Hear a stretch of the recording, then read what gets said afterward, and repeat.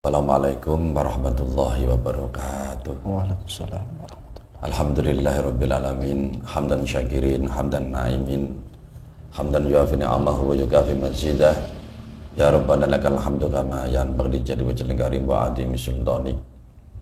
Allahumma sholli ala nuril anwar wasil asrar wa tizakil aghjar wa miftah babil yasar sayyidina wa maulana Muhammadil Mukhtar wa alihi adhar wa ashabihi ahyar adadani amdillahi wa ibdali la hawla wa la quwata illa billah ma ba'du. Salam rahayu rahayu rahayu sagung tumati. Saudaraku semua tahu bahwa asbabiyah dakwanya Wali Songo hampir seluruh di Indonesia ini beliau mendakwai tempat-tempat itu, tapi ada satu daerah atau satu tempat yang tidak didakwai beliau, kami keliwatan, dan itulah namanya manusia. Walaupun beliau itu berhasil di dalam dakwah, tapi tetap ada sisi-sisi yang kurang sempurna, gitu kan? Karena kesempurnaan itu miliknya Allah Subhanahu wa Ta'ala. Namun Masya Allah luar biasa dakwah beliau. Beliau berhasil mengislamkan atau mengenalkan ajaran Islam itu hampir seluruh Indonesia. Itu hanya waktu itu 9 wali ya. Walaupun juga ada wali-wali yang tidak tertulis itu, tapi yang di sini hanya yang terkenal adalah Wali Songo. Di sebelumnya sesudah juga ada wali-wali yang lain, aulia-aulia Allah yang lain. Tapi perlu digarisbawahi, kita harus bersyukur dengan adanya Wali Songo sehingga kita bisa mengenal ajaran agama Islam. Memang ajaran Islam dari beliau Rasulullah, tapi setelah itu ada para sahabat, tabi'in, tabi'in dan seterusnya sampai ke Wali Songo. Dan manusia itu juga terbatas, ya sehebat apapun tidak ada yang sempurna. Ada bagian di daerah itu di timurnya Gunung Lawu, ya, timurnya Gunung Lawu itu di daerah itu yang tidak terjamah, karena di situ ada yang terkenal dengan yaitu Danyang Singo Barong di situ ya. Dan kita ikuti aja nanti. Setelah itu siapa yang dakwah di situ, nanti kita mohon sama Allah ada energi yang dipahamkan oleh Allah tentang itu. Jadi kita ngambil energi yang dipahamkan oleh Allah tentang daerah yang tidak didakwai Wali Songo, tapi akhirnya ada dakwah berikutnya, yaitu adiknya Sunan Ampel atau siapa itu ya. Nanti kita tanya aja. Raden Patah, adiknya Raden Patah lah, yang disebut dengan Betaro Katong itu ya. Betaro Katong itu nanti kita ikuti aja ceritanya bagaimana.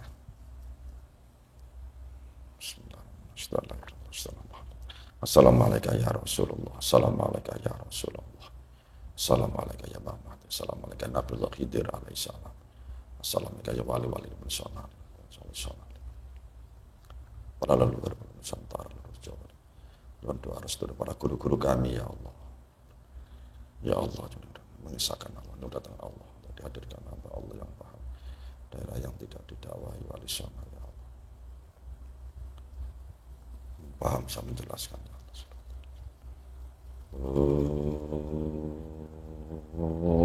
Mau masuk.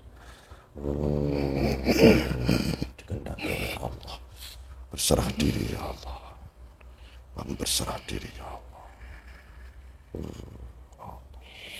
Dipahamkan oleh Allah, dipahamkan oleh Allah.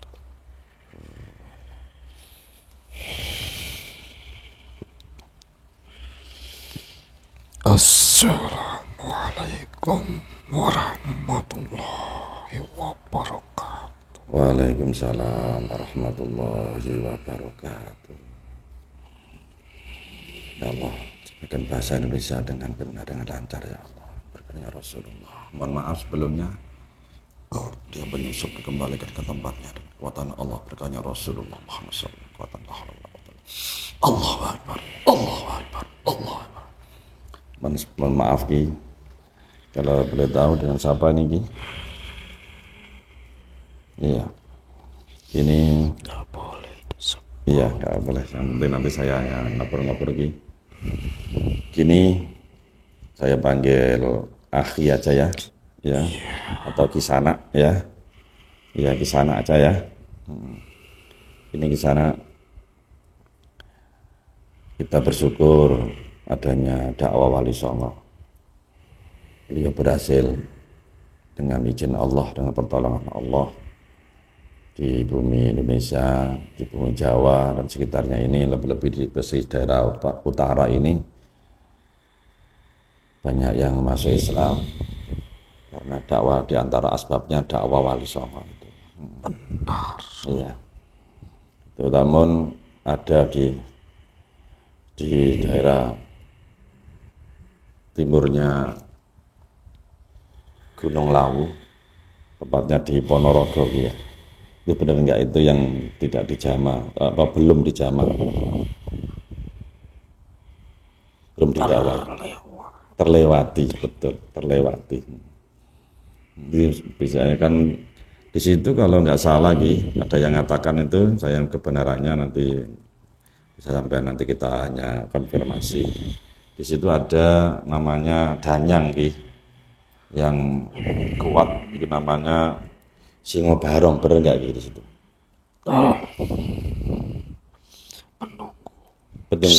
Penunggu di sana. Yang menguasai di sana. Waktu itu nggak suka Ki ya, katanya dakwah Wali Songo waktu itu Tidak ada yang boleh masuk ke daerahnya. tidak boleh. Tidak peduli ajaran apapun. Dilarang masuk. Kalau melawan akan diperanginya. Sama namanya Singo Barong itu Ki ya.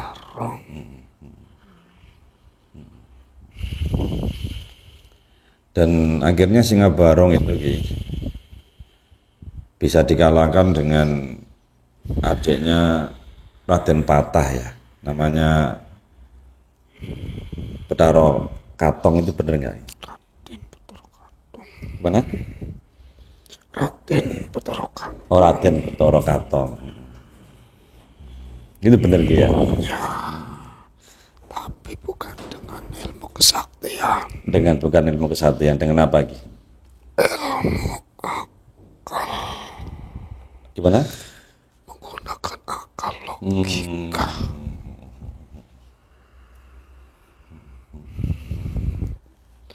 Beliau mengetahui kelemahannya Singo Barong. Beliau tahu. Semakin dilawan akan semakin sakti. Kira gunakan cara lain ya, Ki ya.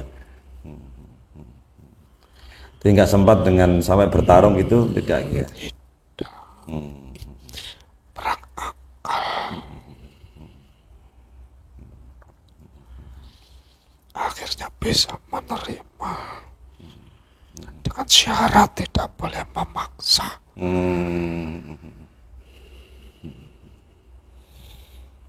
Iya.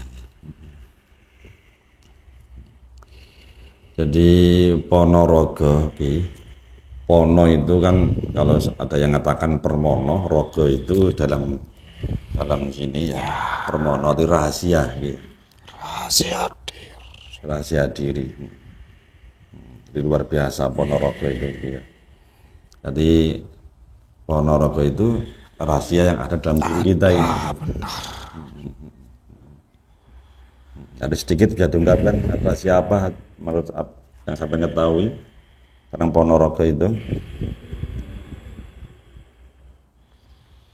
Tempatnya leluhur.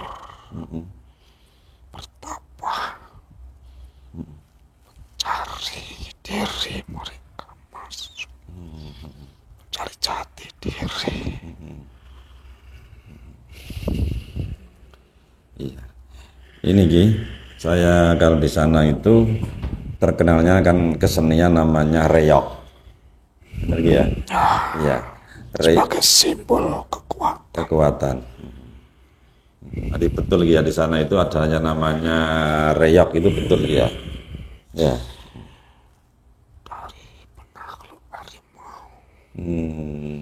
mengambil kepalanya sebagai simbol kekuatan.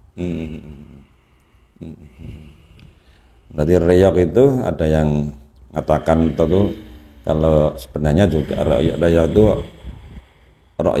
rokyatul hak. Jadi kalau saya mengartikan rokyatul hak itu firasat yang benar. Jadi firasatnya orang-orang suci, orang-orang yang alim itu ya. Rokyatul hak ya benarnya. Dengan simbol-simbol yang diwujudkan, kepala harimau beserta bulu burung, Iya. Jadi ada di situ ada simbol kekuatan dan itu, kelemutan. ya, macan yang diduduki dengan gagak merak, ya. Dan gagak merak tersebut itu nutul tasbih, ya. Yang dipatoknya itu tasbih, ya, yang tasbih. Berarti gagak merak itu ada yang dia enggak kalau dia tuh selainnya tidak merak itu merem, maksudnya tidak tidur. Dia itu nutul tasbih, maksudnya kalau malam digunakan untuk zikir gitu ya. Ada yang mengatakan seperti itu, betul ya. Jadi sebenarnya itu juga luar biasa sejarahnya, itu simbol-simbol itu luar biasa. Jarang dipahami. Jarang dipahami. Jadi Sebagai yang simbol saja yang jelas, sebagai lambang kekuatan dan keindahan, ketentraman saja. Dari olah batin menggali jati diri.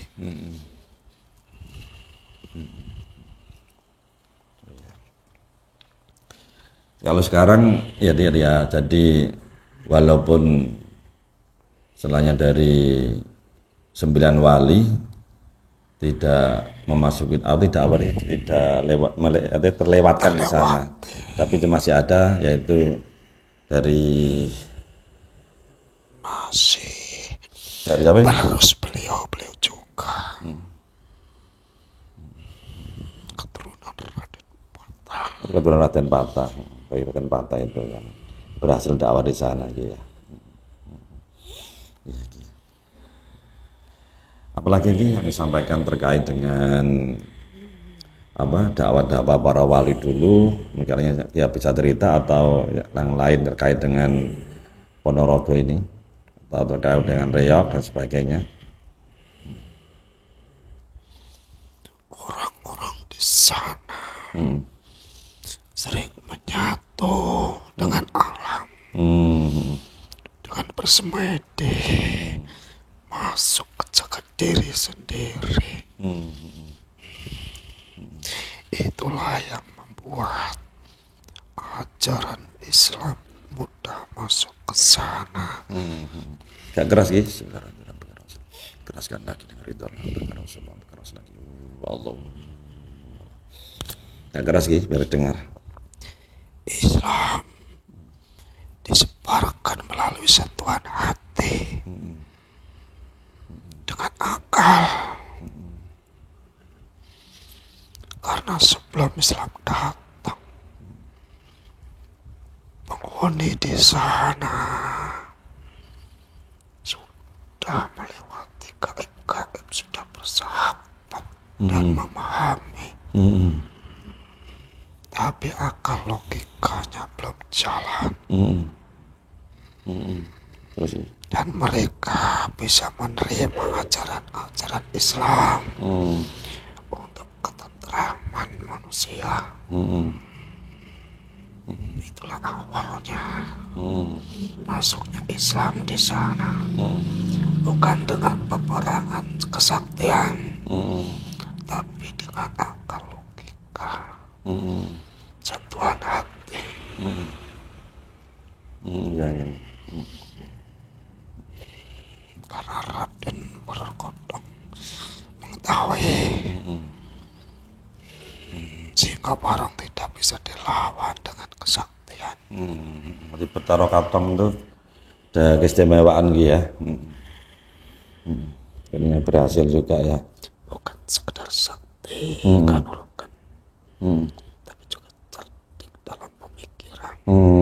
Jika ada tidak hanya sakti tapi cerdik ya, berarti cerdas, cerdik ya. Jasa-jasa beliau bisa dirasakan sampai sekarang. Ketentraman, memeluk ajaran Islam, aturan-aturan dalam kehidupan sehari-hari.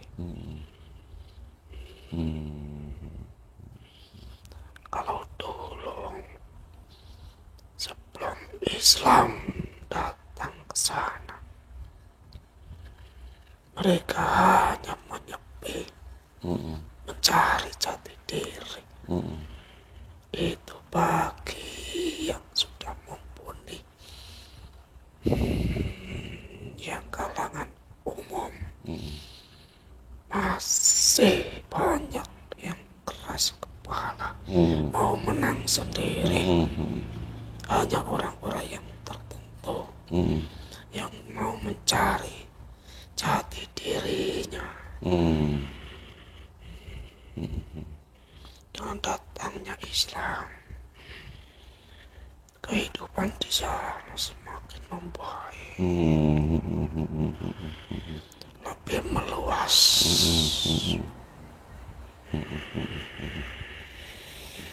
Bukan sekedar mengumbar adu kesaktian saja, seperti leluhur-leluhurnya, tapi juga menggunakan akal logika agar hidup sejahtera.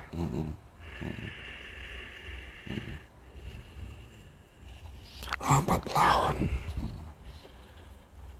jarang yang bertapa diganti dengan puasa.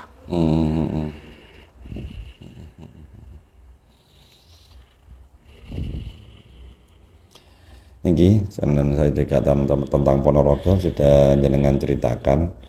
Mungkin jenengan sedikit banyak mengetahui metode-metode dakwah para wali songo.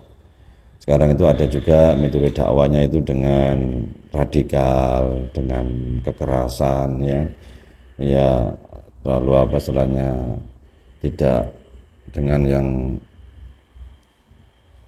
santun ya, dengan moderat, dengan toleransi beragama kadang kurang, masih kurang diabaikan.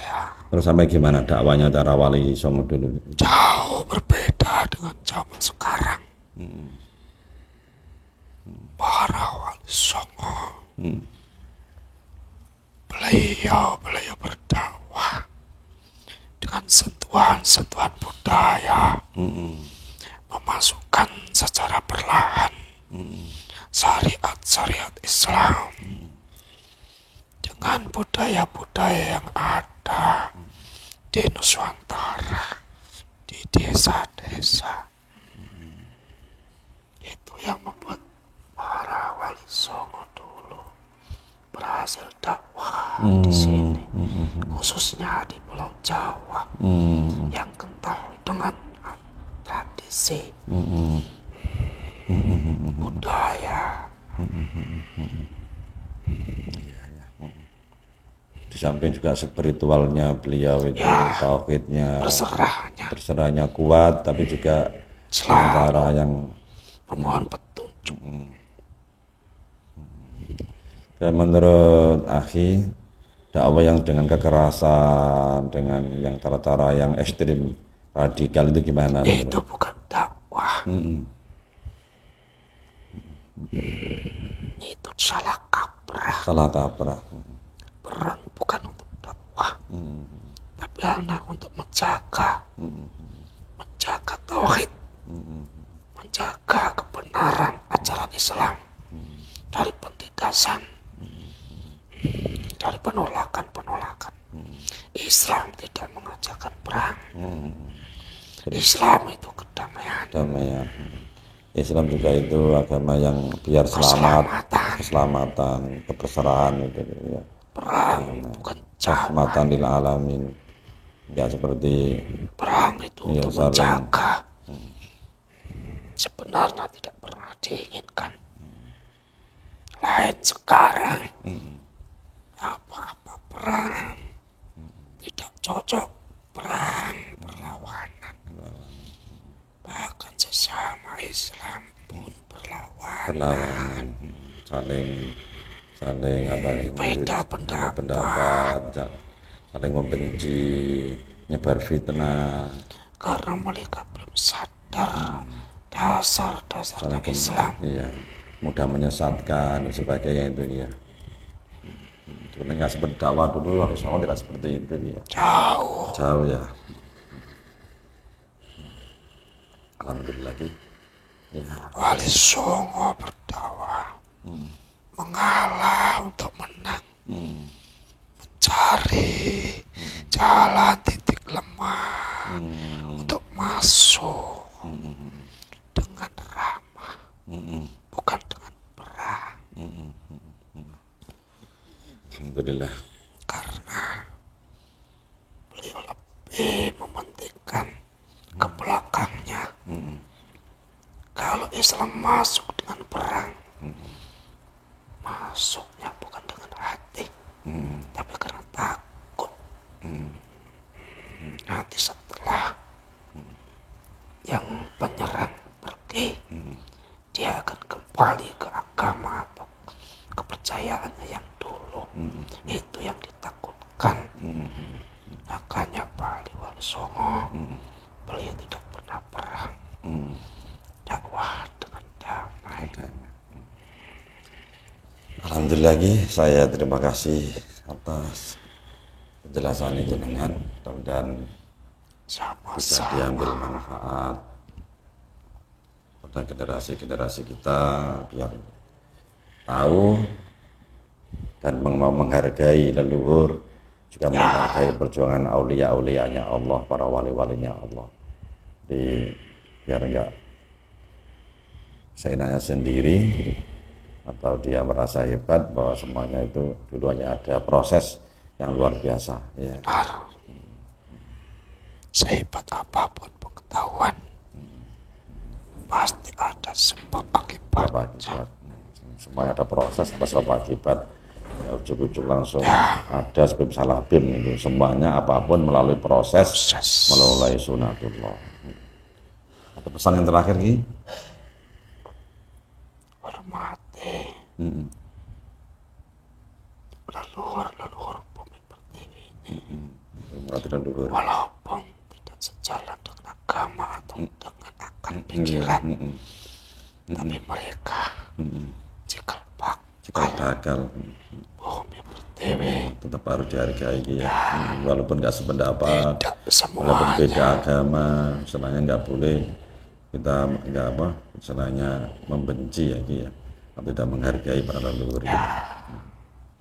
Walaupun para leluhur belum mengenal agama, tapi sudah bisa mengenali jati diri, mencari ketenangan dalam diri.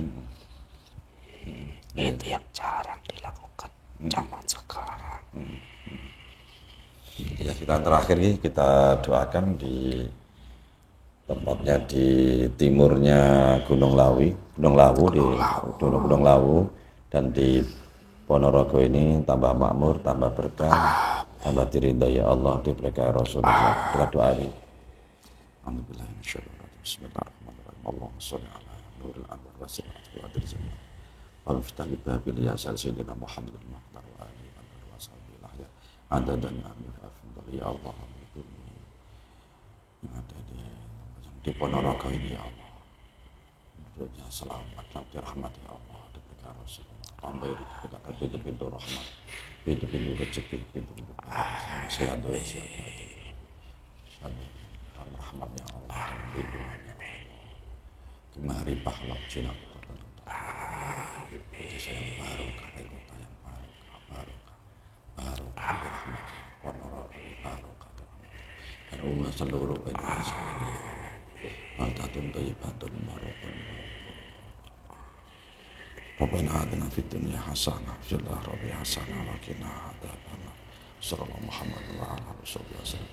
Walhamdulillahi rabbil alamin. Ya Allah, la haula wala quwwata. Saya mohon. Monggo saya sudah sama kasih, mohon maaf dan makasih waktunya. Assalamualaikum. Waalaikumsalam warahmatullahi wabarakatuh.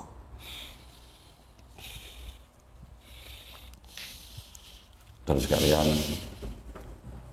mari dia ambil hikmahnya. Kalau kurang tepat, diabaikan. Lebih-lebih yang misalnya ada yang melanggar syariat, harus diabaikan. Jadi harus bisa menyikapi dengan cerdas ya, dengan bijak, dengan cerdas, dengan pikiran yang waras, juga hati yang waras ya. Jadi jangan sampai kita salah menyikapi.